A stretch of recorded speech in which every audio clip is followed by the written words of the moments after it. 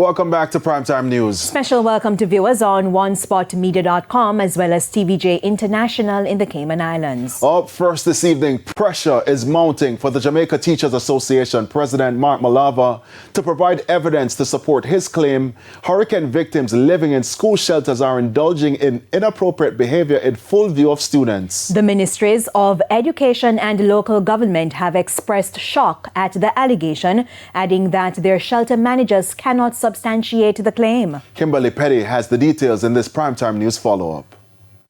It's been just over 24 hours since President of the JTA, Mark Malabver, made the worrying disclosure that hurricane victims residing in school shelters are having sex in clear view of students. The Ministry of Education says it has not received such reports. And when asked, Education Minister Dr. Dana Morris-Dixon says Mr. Malabver declined to name the school where the incident allegedly happened because the information was given to him in confidence.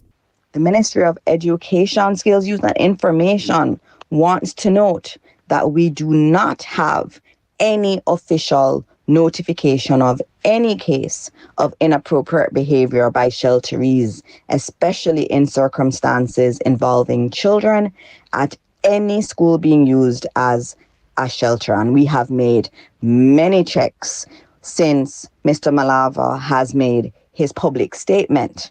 The Permanent Secretary in the Ministry of Education, Dr. Cassandra, has gone further. She says she has asked for a report from all 8 principals where shelters are being operated, which should be available by Thursday.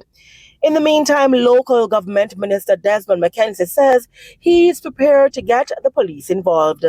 If he has the evidence to produce it, because I've asked the police to investigate these allegations. And it is unfortunate that the circumstances that these people find themselves in, that the president of the JTA wants to undermine them and want to, to treat them in a manner which is very disrespectful without providing the evidence.